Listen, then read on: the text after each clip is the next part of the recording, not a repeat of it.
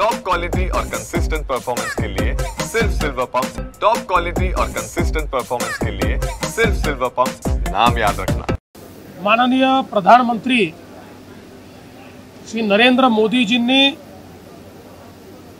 आज अमृत भारत योजनेच्या अंतर्गत 103 रेल्वे स्टेशनचं लोकार्पण केलेलं आहे। देशामध्ये मोदी सरकार आल्यानंतर रेल्वे विभागाचा कायापालट चालू झाला। वंदे भारत ट्रेन, नवो भारत ट्रेन, अमृत भारत ट्रेन या विविध ट्रेन्सनी परदेशातल्या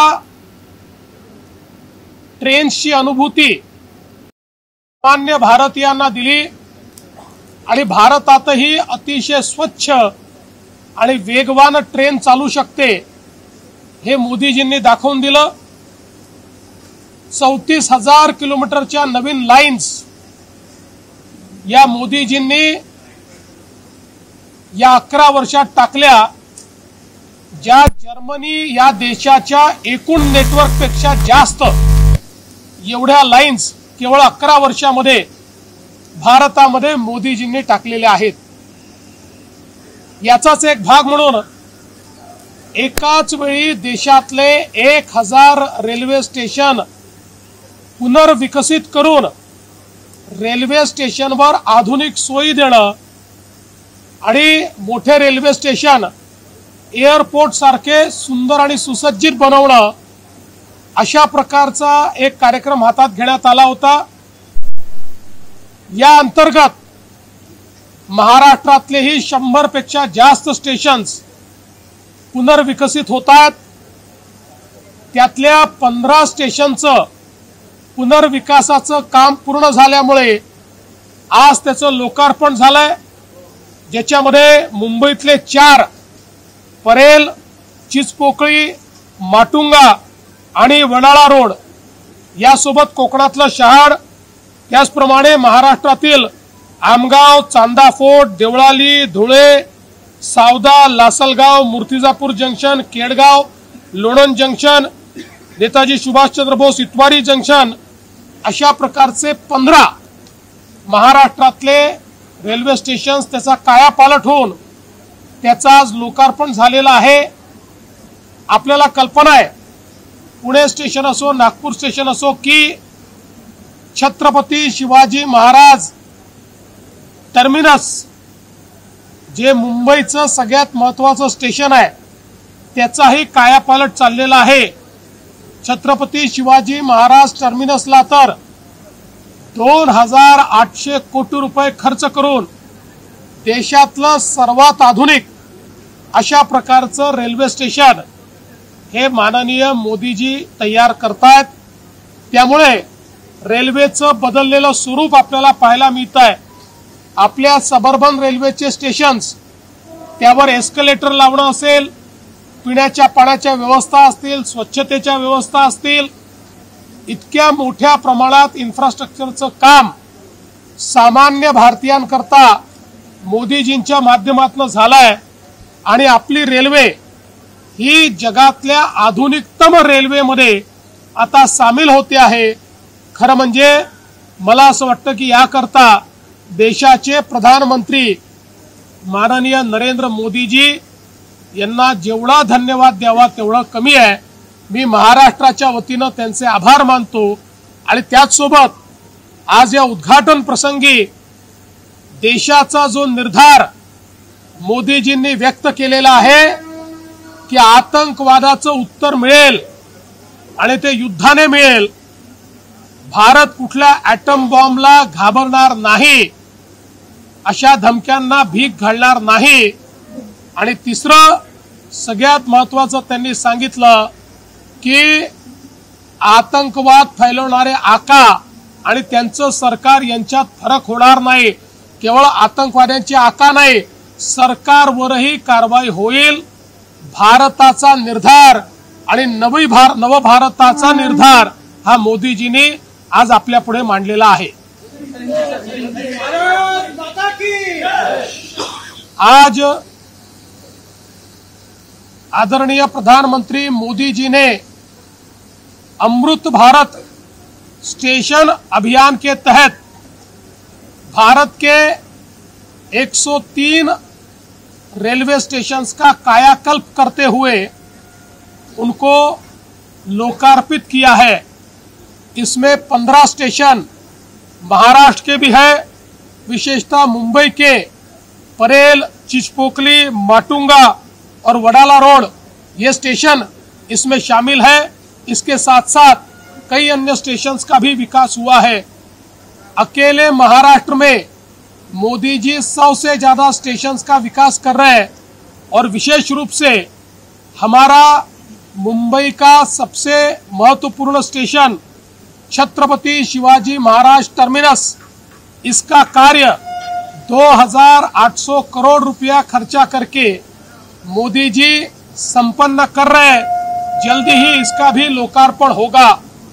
देश में मोदी जी ने वंदे भारत ट्रेन, नमो भारत ट्रेन और अमृत भारत ट्रेन, इन जैसे ट्रेनों के माध्यम से देश के गरीबों को, आम आदमियों को विदेशी माहौल जैसी बड़ी सुंदर ट्रेनें, साफ ट्रेनें और गतिमान ट्रेनें देकर उनका एक प्रकार से प्रवास ये आसान किया है। और उसके साथ साथ हमारे देश में मोदी जी ने तकरीबन 34,000 करोड़ की नई रेल लाइन बिछाई है, जो पूरे जर्मनी के नेटवर्क से ज्यादा बड़ी इस प्रकार की ये नेटवर्क है। हमारे देश के रेलवे का कायाकल्प करने के लिए मैं प्रधानमंत्री जी का आभार व्यक्त करता हूं और विशेष रूप से इसके कारण महाराष्ट्र के प्रवासियों को जो सुविधा मिल रही है उसके लिए उनका आभार व्यक्त करता हूं। आज बीकानेर से मुंबई तक की एक्सप्रेस ट्रेन भी शुरू हुई है, उसके लिए भी मैं उनका आभार व्यक्त करता हूं। आज प्रधानमंत्री जी ने इस कार्यक्रम में नव भारत का निर्धार, नव भारत का संकल्प हमारे सामने रखा है और मोदी जी ने स्पष्ट कर दिया है कि अगर आतंकवादी कार्रवाई होगी तो सेना को खुली छूट है, उसका जवाब युद्ध के साथ होगा। उसके साथ साथ मोदी जी ने यह भी कहा है कि जो आतंकवादी घटना करते हैं उनके आका और उनकी सरकार, इनको अलग नहीं देखा जाएगा। अगर आतंकवाद आका करेंगे तो सरकार को भी भुगतना पड़ेगा। और उसके साथ साथ मोदी जी ने एक और बात बहुत स्पष्ट रूप से कही है कि हमको एटम बम की गीदड़ भपकी मत देना, हम डरने वाले नहीं है, हम हमला करेंगे और तुमको तहस नहस करेंगे। मैं ऐसा मानता हूं ये नए भारत की हुंकार मोदी जी ने आज दी है और हम उसका स्वागत करते हैं। सर, धुळ्यातल्या शासकीय विश्रामगृहामध्ये 1,84,00,000ची रोकड सापडली आहे। अनेक आरोप प्रत्यारोप होतात, काय नेमकी सत्यता आहे प्रकरणात? धुळ्याची घटना अतिशय गंभीर आहे, त्याची सत्यता अजून समजलेली नाही, पण त्याची सत्यता बाहेर आलीच पाहिजे। कारण विधानमंडळाच्या समितीवर प्रश्नचिन्ह उभं राहणं हे आम्ही कदापि सहन करू शकत नाही। विधानमंडळाची एक आपली गरिमा आहे, त्यांचा आपला मान आहे। अशा परिस्थितीमध्ये दूध का दूध, पाणी का पाणी झालंच पाहिजे आणि म्हणून या संपूर्ण घटनेची चौकशी SIT नेमून आम्ही करायचं ठरवलेलं आहे। याच्यामध्ये कोण दोषी आहे, कोणी मागितलेले पैसे आहेत का, या सगळ्या गोष्टीचा छडा लावण्यात येईल। आणि त्याच वेळी मी स्वतः विधानसभेचे अध्यक्ष आणि विधान परिषदेचे सभापती या दोघांनाही विनंती करणार आहे की त्यांनीही स्वतंत्रपणे एथिक्स कमिटी गठीत करून या संपूर्ण घटनेची चौकशी करावी। कुठल्याही परिस्थितीमध्ये विधानमंडळाच्या समितीची पद्धती बदनाम होणं हे आपल्याला परवडणार नाही। त्यामुळे या संदर्भात अतिशय गांभीर्याने कारवाई केली जाईल।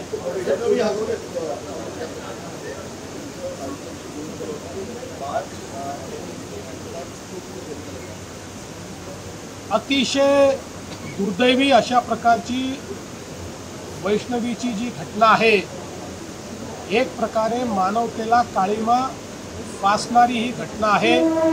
त्यातले आरोपींना अटक करण्यात आलेली आहे, पण वैष्णवीचं बाळ हे आपल्याकडे ठेवण्याचा आरोपींचा जो प्रयत्न होता, मी स्वतः CP पिंपरी चिंचवड यांना सांगितलं की पोलिसांनी हस्तक्षेप केला पाहिजे आणि बाळ सुखरूप राहिलं पाहिजे।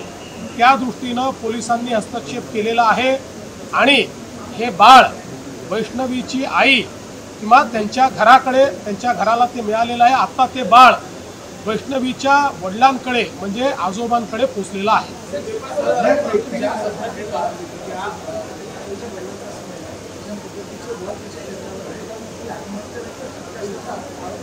निश्चितपणे त्या पद्धतीनंच याची चौकशी केली जाईल। हे सगळे जे वळ आहेत, याच्या पाठीमागचं जे काही ऑडिओ क्लिप आहे, याच्या पाठीमागचं जे संभाषण आहे, वैष्णवीच्या माहेरच्या घरच्यांच्या जे माहिती आहे, या सगळ्या गोष्टीवर आधारित ही या ठिकाणी चौकशी केलीच जाईल।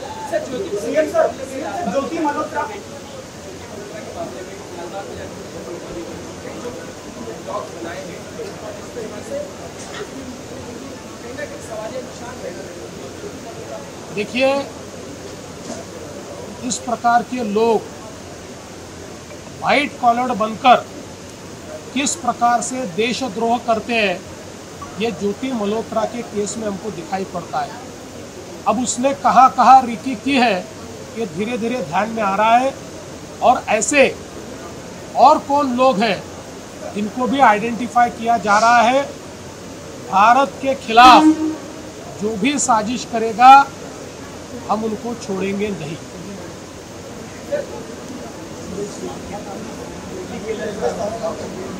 ज्योति मल्होत्रा सारख्या देशद्रोह्यांनी वेगवेगळ्या ठिकाणी रेकी केलेली आहे। त्या संदर्भातली माहिती पोलीस चौकशीत सापडते, NIA चौकशीत सापडते। अशा प्रकारे व्हाईट कॉलर बनून देशद्रोह करणं, याला कठोरात कठोर शिक्षा झाली पाहिजे असं आमचं मत आहे आणि अशा प्रकारचे अजून कोण लोक आहेत त्यांना आयडेंटिफाय करणं चाललेलं आहे। देखिए, विधान मंडल की कोई भी कमेटी अगर कहीं जाती है और उसके बर्ताव पर कोई प्रश्न चिन्ह खड़ा होता है, तो हमारा फर्ज बनता है कि दूध का दूध और पानी का पानी होना चाहिए। इसलिए हमने ये तय किया है कि इसके बारे में SIT के माध्यम से हम लोग उसकी तफ्तीश करेंगे और साथ साथ हमारे विधानमंडल की अध्यक्ष जी और सभापति जी को मैं निवेदन करूंगा, एक एथिक्स कमेटी तैयार करें और उसके माध्यम से भी वो इस पूरे मामले की जांच करें।